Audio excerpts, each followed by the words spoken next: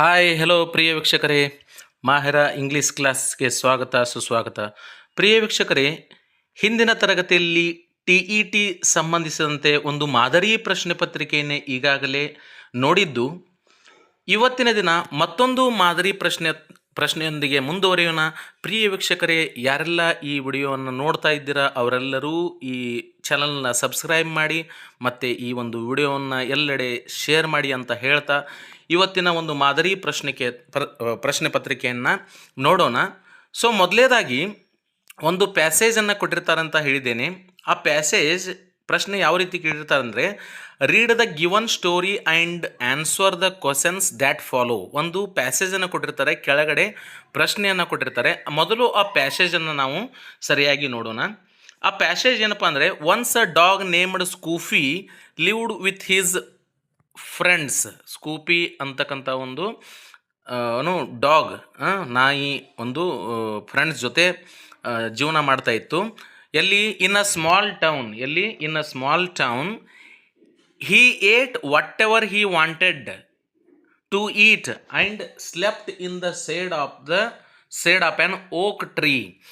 Though he was enjoying his life in town, he was not satisfied and always hoped to have something better than what he had. One night, when all his friends were sleeping, he woke up at midnight and without saying anything to his friends, he ran away to the city.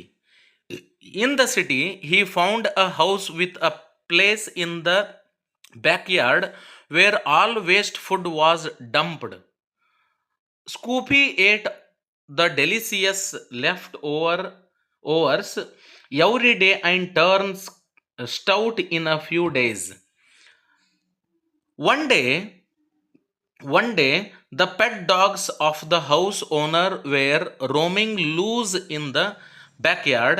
As soon as they detected Scoofy, they attacked him. They dug their sharp teeth into Scoofy's soft and stout flesh. With deep wounds and torn flesh, Scoopy returned to his hometown. ನಂತರ his old friends greeted him at once and enquired him. After listening to him, they started laughing mockingly, seeing his bad condition.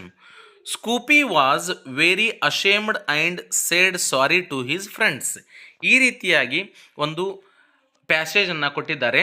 So ಹಾಗಾದರೆ ನಾವು ಈ ಕೆಳಗೆ ಆ ಪ್ಯಾಸೇಜ್ಗೆ ಸಂಬಂಧಿಸಿದಂತೆ ಪ್ರಶ್ನೆಗಳನ್ನ ಕೇಳಿರ್ತಾರೆ.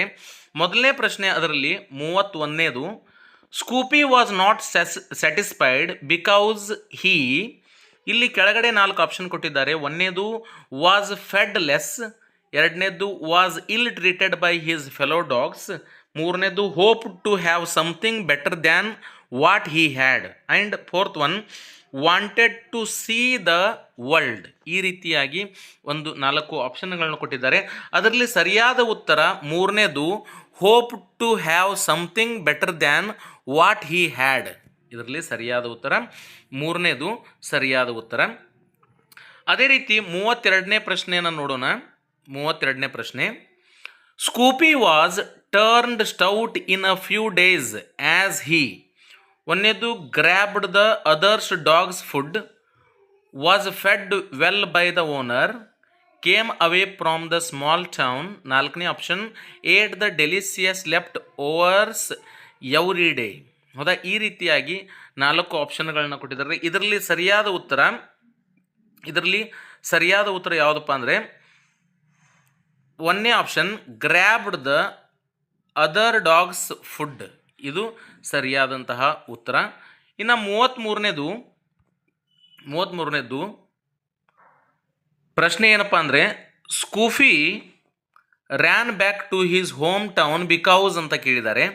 1ನೇ option ಯಾವುದಪ್ಪ ಅಂದರೆ, he remembered his fellow dogs, he couldn't get food in the city, the pet dogs of the house owner wounded him, and 4ನೇದು the owner threw him away. ಹೌದಾ? ಈ ರೀತಿಯಾಗಿ ಪ್ರಶ್ನೆ ಇದೆ. ಅದರಲ್ಲಿ ಸರಿಯಾದ ಉತ್ತರ ಯಾವುದಂದರೆ ಎರಡನೇ ಪ್ರಶ್ನೆ, he couldn't get food in the city. ಹೌದಾ, ಇದು ಸರಿಯಾದಂತಹ ಉತ್ತರ. ಅದೇ ರೀತಿಯಾಗಿ 34ನೇ ಪ್ರಶ್ನೆ, 34ನೇದು ಸ್ಕೂಪೀಸ್ ಫ್ರೆಂಡ್ಸ್ ಅಂತ ಕೇಳಿದ್ದಾರೆ. ಒಂದನೇ option laughed at him mockingly, welcomed him, did not welcome him and felt pity for his condition. ಹೌದಾ, ಈ ರೀತಿಯಾಗಿದೆ. ಆ್ಯಂಡ್ ಇದರಲ್ಲಿ ಸರಿಯಾದ ಉತ್ತರ ಯಾವುದಪ್ಪ ಅಂದರೆ ಒಂದನೇದು ಲಾಫ್ಡ್ ಅಟ್ ಹಿಮ್ ಮಾಕಿಂಗ್ಲಿ ಅಂತಕ್ಕಂಥದ್ದು ಸರಿಯಾದಂಥ ಉತ್ತರ. ಇನ್ನು 35ನೇ ಪ್ರಶ್ನೆ ಈ ರೀತಿಯಾಗಿದೆ. At the end Scoopy said sorry to his friends because, ಒಂದನೇದು they forced him to ask sorry, he felt ashamed of his fault, ಮೂರನೇದು it was an unusual habit of Scoopy and it gave him pleasure. ಇದರಲ್ಲಿ ಸರಿಯಾದ ಉತ್ತರ ಎರಡನೇದು he felt ashamed of his fault ಅಂತಕ್ಕಂಥದ್ದು ಸರಿಯಾದ ಉತ್ತರ. ಇನ್ನು 36ನೇ Scoopy ate the delicious leftovers every day. ಹೌದಾ, the adjective in the given sentence ಇದೆ. ಇದರಲ್ಲಿ ಅಡ್ಜೆಕ್ಟಿವ್ ಯಾವುದಂತ ಕೇಳಿದ್ದಾರೆ. ಒಂದನೇ ಆಪ್ಷನ್ ಸ್ಕೂಫಿ, ಎರಡನೇ ಆಪ್ಷನ್ ಲೆಫ್ಟ್ ಓವರ್ಸ್, ಮೂರನೇ ಆಪ್ಷನ್ ಏಟ್, ನಾಲ್ಕನೇ ಆಪ್ಷನ್ ಡೆಲಿಸಿಯಸ್ ಅಂತ ಇದೆ. ಇದರಲ್ಲಿ ಸರಿಯಾದ ಉತ್ತರ ಡೆಲಿಸಿಯಸ್ ಅಂತಕ್ಕಂಥದ್ದು ಈ ವಾಕ್ಯದಲ್ಲಿ ನಾವು ಅಡ್ಜೆಕ್ಟಿವ್ ಇರೋದನ್ನು ನಾವು ಇಲ್ಲಿ ನೋಡ್ಬೋದು. ಇಲ್ಲಿ ಡೆಲಿಸಿಯಸ್ ಅಂತಕ್ಕಂಥದ್ದು ಅಡ್ಜೆಕ್ಟಿವ್. ಹೌದಾ, ಅದೇ ರೀತಿಯಾಗಿ 37ನೇ ಪ್ರಶ್ನೆ, one word from the passage which means ಅಂತ ಕೇಳಿದ್ದಾರೆ. ಏನಂದರೆ ಅದು one word substitute, fat and solid looking especially around the waist ಅಂತ ಕೇಳಿದ್ದಾರೆ. ಒಂದನೇ ಆಪ್ಷನ್ ಯಾವುದಪ್ಪ ಅಂದರೆ ಒಂದನೇ ಆಪ್ಷನ್ ಡಮ್, ಎರಡನೇ ಆಪ್ಷನ್ ಸ್ಟೌಟ್, ಮೂರನೇ ಆಪ್ಷನ್ ಫ್ಲೆಶ್, ನಾಲ್ಕನೇ ಆಪ್ಷನ್ ಶಾರ್ಫ್ ಅಂತ. ಇದರಲ್ಲಿ ಸರಿಯಾದ ಉತ್ತರ ಯಾವುದಪ್ಪ ಅಂದರೆ ಅದು ಡಮ್ ಸರಿಯಾದ ಉತ್ತರ. ಇನ್ನು ಮುಂದಿನ ಪ್ರಶ್ನೆ 38ನೇ ಪ್ರಶ್ನೆ ಈ ರೀತಿಯಾಗಿದೆ. The opposite of satisfied is, ಒಂದನೇ ಆಪ್ಷನ್ ಡಿಸ್ಸ್ಯಾಟಿಸ್ಫೈಡ್, ಎರಡನೇ ಆಪ್ಷನ್ ಮಿಸ್ಸ್ಯಾಟಿಸ್ಫೈಡ್, ಮೂರನೇ ಆಪ್ಷನ್ ಇರ್ಸ್ಯಾಟಿಸ್ಫೈಡ್, ನಾಲ್ಕನೇ ಆಪ್ಷನ್ ಇನ್ಸ್ಯಾಟಿಸ್ಫೈಡ್ ಅಂತದೆ. ಅದರಲ್ಲಿ ಸರಿಯಾದ ಉತ್ತರ ಡಿಸ್ಸ್ಯಾಟಿಸ್ಫೈಡ್, ಒಂದನೇ ಆಪ್ಷನ್ ಸರಿಯಾದಂತಹ ಉತ್ತರ, ಒಂದನೇ ಆಪ್ಷನ್ ಸರಿಯಾದ ಉತ್ತರ. ಇನ್ನು ಇಷ್ಟು ಪ್ರಶ್ನೆಗಳು. ಈಗ ಮತ್ತೊಂದು ಪೋಯಮನ್ನು ಕೊಟ್ಟಿದ್ದಾರೆ ಕೆಳಗಡೆ. ಆ ಪೋಯಮನ್ನು ಆಧರಿಸಿ ನಾವು ಪ್ರಶ್ನೆಗಳಿಗೆ ಉತ್ತರಗಳನ್ನ ಬರೀಬೇಕು. ರೀಡ್ ದ ಗಿವನ್, ಪ್ರಶ್ನೆ ಏನಂದರೆ ರೀಡ್ ದ ಗಿವನ್ ಪೋಯಮ್, ಕೆಳಗೆ ಕೊಟ್ಟಿರ್ತಕ್ಕಂಥ ಪೋಯಮನ್ನು ಓದಿ and answer the questions that follow ಅಂತ ಕೇಳಿದ್ದಾರೆ. ಈ ಕೆಳಗೆ ಕೊಟ್ಟಿರ್ತಕ್ಕಂಥ ಪ್ರಶ್ನೆಗಳಿಗೆ ಉತ್ತರ ಕೊಡಬೇಕು. ಹಾಗಾದರೆ ಆ poem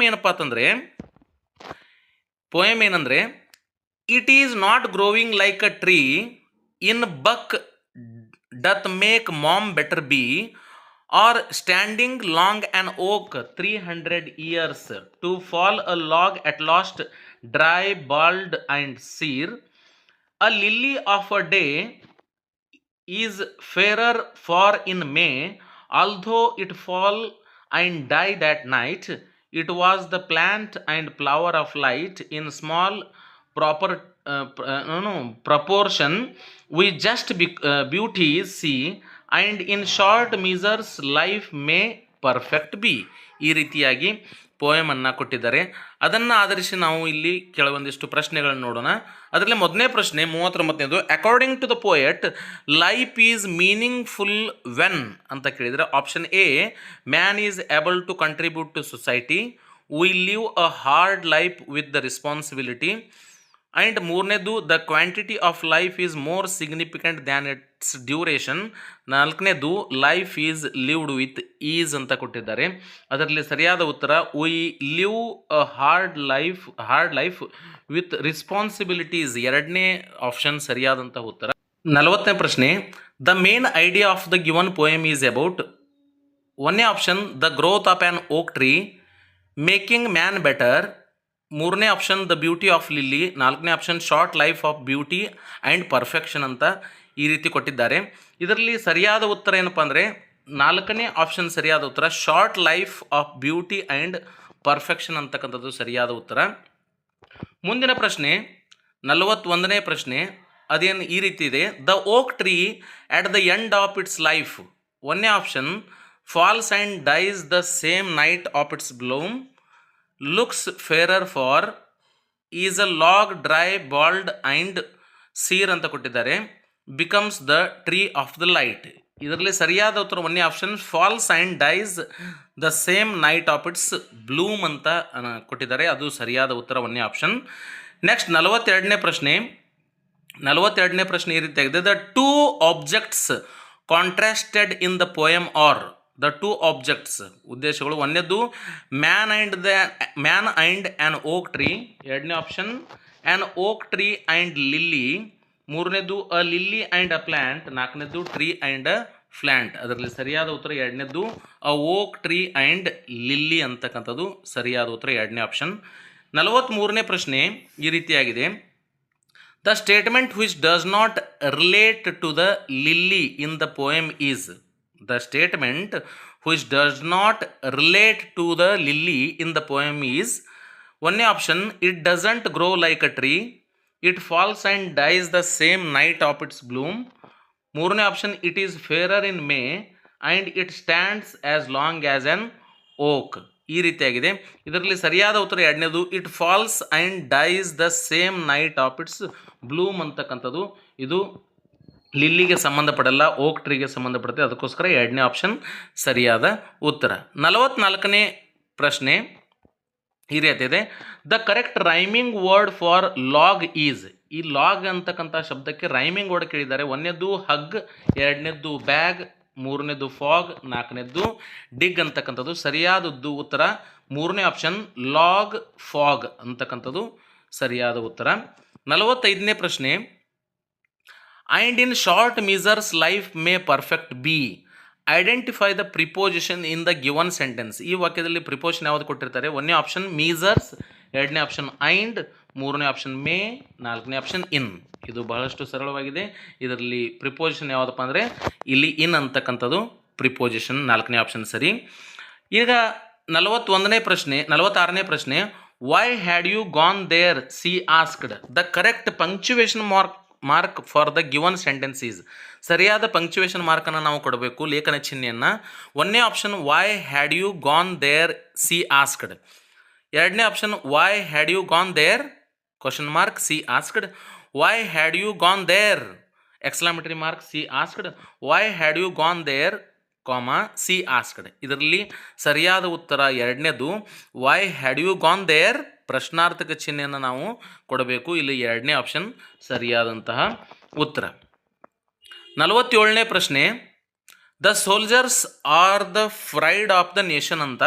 the correct question tag to be used in the above sentence is. ಇದರಲ್ಲಿ ಸರಿಯಾದ question tag the soldiers are the pride of the nations. ಇಲ್ಲಿ ಆರ್ ಅಂತಕ್ಕಂತಹ ಸಹಾಯಕ ಕ್ರಿಯಾಪದ, ಅದಕ್ಕೋಸ್ಕರ ಅದು ಪಾಸಿಟಿವ್ ಆಗಿದೆ. ಅದನ್ನು ನೆಗೆಟಿವ್ ಮಾಡಿದರೆ ಆ ಆರ್ಗೆ ನಾಟನ್ನು ಹಚ್ಚಬೇಕು.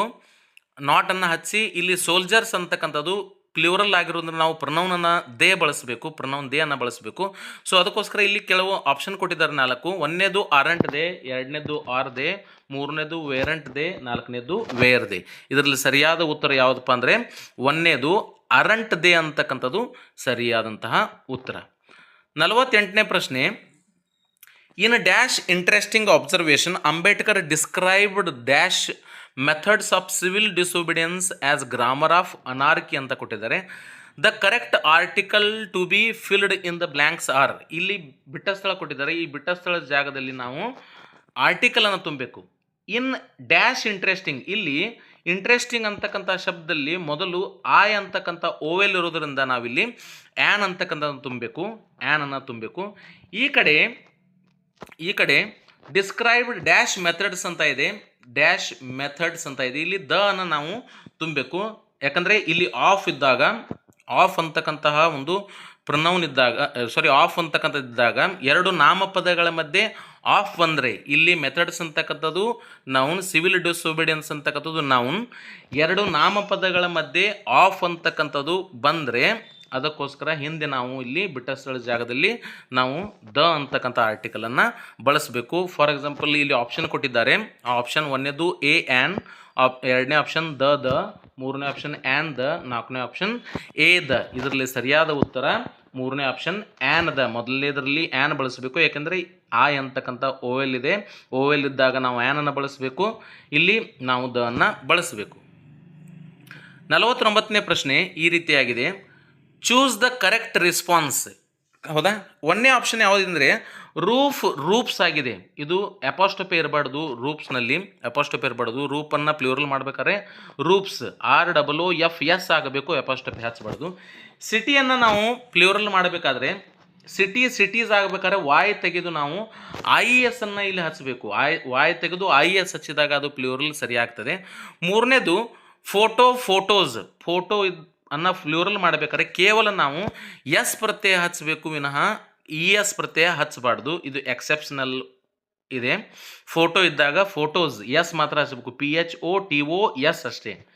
ಇಲ್ಲಿ 4ನೇ ಆಪ್ಷನ್ ಇದೆ, ಮ್ಯಾನ್ ಇದ್ದದ್ದು ಮೆನ್ ಆಗಿದೆ. ಇದು ಸರಿಯಾದಂತಹ ಉತ್ತರ. ಅದಕ್ಕೋಸ್ಕರ 4ನೇ ಒಂದು ಆಪ್ಷನ್ ಸರಿಯಾದಂತಹ ಉತ್ತರ ಆಗಿದೆ ಇದರಲ್ಲಿ. 50ನೇ ಪ್ರಶ್ನೆ, find the correct sequence of the sentence ಅಂತ ಕೇಳಿದ್ದಾರೆ. ಇಲ್ಲಿ ಒಂದನೇ ಆಪ್ಷನ್ ಏನಿದೆ, P the houses Q are built of R ಕೊಟ್ಟಿದ್ದಾರೆ, ಇನ್ ದ ಸಿಟಿ ಎಸ್ ಕೊಟ್ಟಿದ್ದಾರೆ, ವುಡ್ ಆ್ಯಂಡ್ ಬ್ರಿಕ್ಸ್. ಈ ವಾಕ್ಯವನ್ನು ಜಂಬಲ್ ಮಾಡಿದ್ದಾರೆ, ಅದನ್ನು ಸರಿ ಮಾಡಬೇಕು. ಇಲ್ಲಿ ಕೆಳಗಡೆ ಆಪ್ಷನ್ ಕೊಟ್ಟಿದ್ದಾರೆ. ಒಂದನೇ ಆಪ್ಷನ್ PQRS, ಎರಡನೇ ಆಪ್ಷನ್ RQPS, ಮೂರನೇ ಆಪ್ಷನ್ PRQS, ನಾಲ್ಕನೇ ಆಪ್ಷನ್ PRSQ ಅಂತ. ಇದರಲ್ಲಿ ಸರಿಯಾದ ಉತ್ತರ ಮೂರನೇ ಆಪ್ಷನ್. ಇಲ್ಲಿ ಪಿ ಅಂದರೆ ದ ಹೌಸಸ್, ಆರ್ ಅಂದರೆ ಇನ್ ದ ಸಿಟಿ, ಕ್ಯೂ ಅಂದರೆ ಆರ್ ಬಿಲ್ಟ್ ಆಫ್, ಎಸ್ ಅಂದರೆ ವುಡ್ ಆ್ಯಂಡ್ ಬ್ರಿಕ್ಸ್. ಅಂದರೆ the houses in the city are built of wood and bricks ಅಂತ ಈ ರೀತಿ ಆಗ್ತದೆ. ಈ ರೀತಿ ಪ್ರಶ್ನೆಯನ್ನು ಕೇಳಿರ್ತಾರೆ, ಸರಿಯಾಗಿ ಅರ್ಥೈಸಿಕೊಂಡು ಉತ್ತರವನ್ನು ತಾವು ಬರೀಬೇಕು. ಆ್ಯಂಡ್ 51ನೇ ಪ್ರಶ್ನೆ, the main aim of the communicative language teaching is to. ಇದು ಪೆಡಾಗಜಿ ಬಗ್ಗೆ ಪ್ರಶ್ನೆ ಇದೆ. So the main aim of the communicative language teaching is to. ಒಂದನೇ option provide communicative competency to learners.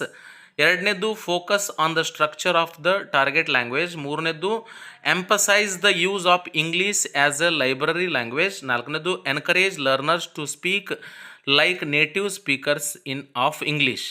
ಇದರಲ್ಲಿ ಸರಿಯಾದ ಉತ್ತರ ಏನಪ್ಪ ಅಂದರೆ ಮೂರನೇದು. Emphasise the use of English as a library language ಅಂತ. ಇದು ಸರಿಯಾದ ಉತ್ತರ. ಇನ್ನು 52ನೇ ಪ್ರಶ್ನೆ, story telling is a strategy in language teaching is aimed at. ಇದು learning morals, learning to retell the story. ಮೂರನೇದು engaging learners with language, testing the memory of the learners. ಇದರಲ್ಲಿ ಸರಿಯಾದ ಉತ್ತರ ಮೂರನೇದು, ಎಂಗೇಜಿಂಗ್ ಲರ್ನರ್ಸ್ ವಿತ್ ಲ್ಯಾಂಗ್ವೇಜ್. ನಂತರ 53ನೇ ಪ್ರಶ್ನೆ ಈ ರೀತಿಯಾಗಿದೆ. The correct set of communicative activities are. ಒಂದನೇ option games, role plays, problem solving, tasks. Reading, writing, drill work.